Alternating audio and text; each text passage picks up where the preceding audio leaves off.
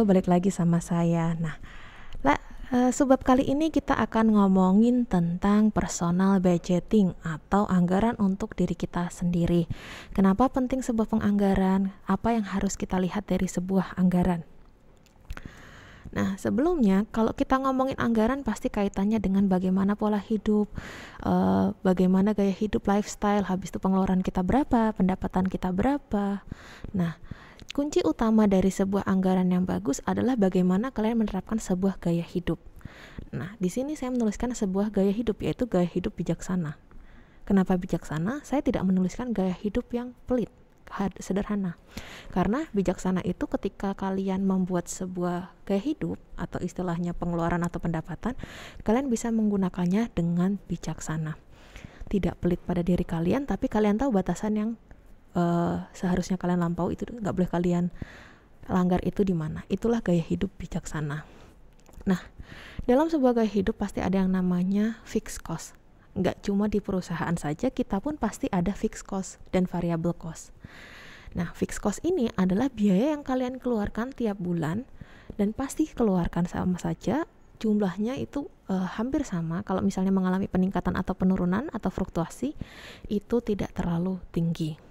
Nah, misalnya di sini ada saya ambil contoh fixed cost.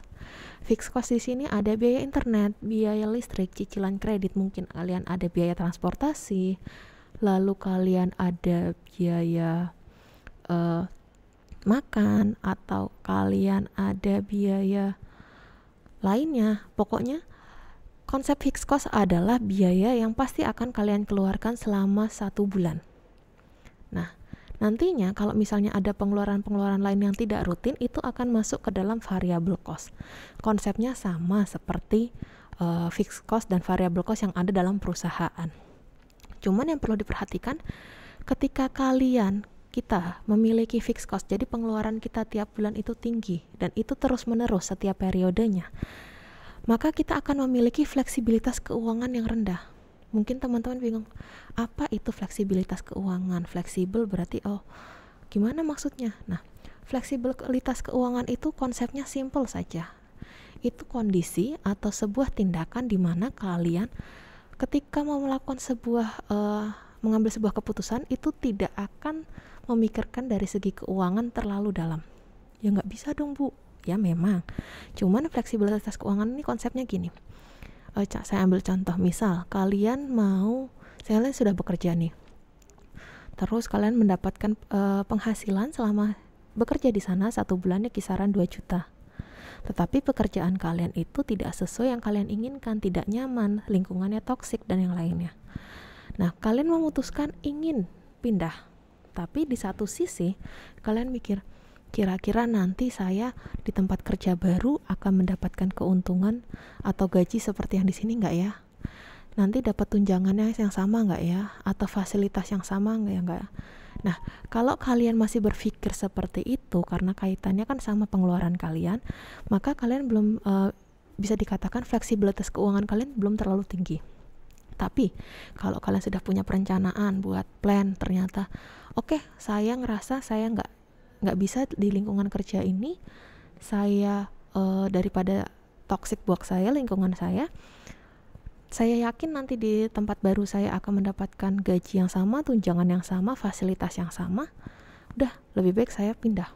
Nah, ketika kalian memutuskan pindah tanpa kayak oke, nanti kebagaimana ya pendapatannya segala macam, itu kondisi kalian memiliki fleksibilitas keuangan yang tinggi.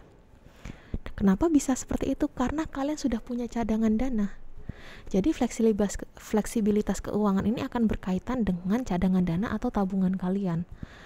Dengan adanya fleksibilitas keuangan, kalian bisa tahu tabungan kalian berapa, cadangan kalian berapa, plan A, plan B, plan C-nya seperti apa. Makanya setiap orang penting memiliki fleksibilitas keuangan yang tinggi. Nah, kaitannya sama fixed cost gimana? Kenapa fixed cost tinggi, fleksibilitasnya rendah? Gini, kalau misalnya ternyata tadi gaji kalian selama 1 bulan adalah 2 juta, terus ternyata fixed cost kalian setiap bulannya kisaran 1,5 juta, itu cukup tinggi. Artinya 3/4 itu sudah dana kalian sisihkan untuk membayar biaya-biaya yang pasti keluar. Berarti kan sisanya tinggal 500.000 nih.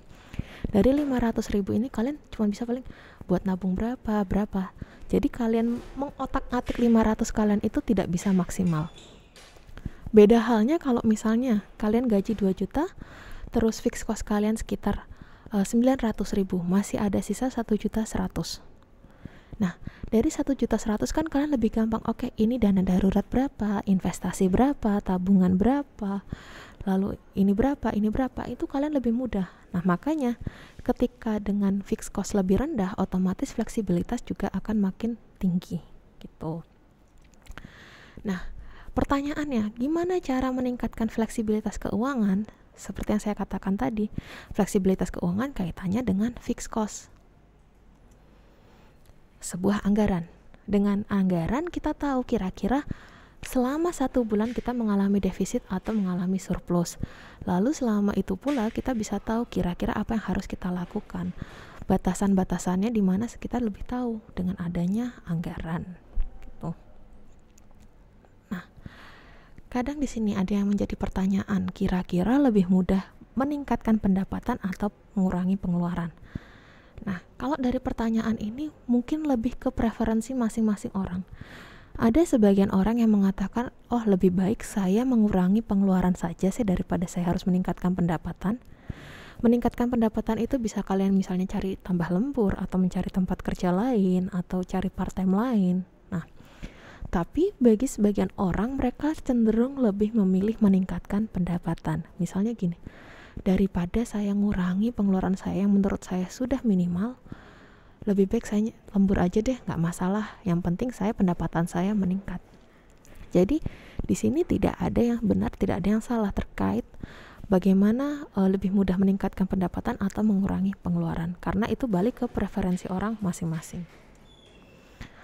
Nah, yang tadi saya katakan gimana caranya meningkatkan fleksibilitas keuangan adalah membuat anggaran. Simpelnya, ketika kalian membuat anggaran, kalian harus tahu pengeluaran kalian itu apa saja. Apa yang masuk ke dalam fixed cost, apa yang masuk ke dalam variable cost. Lalu kira-kira uang kalian dialokasikan kemana saja. Baru ketika kalian sudah melakukan list tersebut, kalian membuat sebuah perencanaan basic. Nah, nanti perencanaan ini akan kita bahas di subbab selanjutnya. Jadi, untuk mengikuti memiliki fleksibilitas keuangan yang tinggi, ada 2 hal.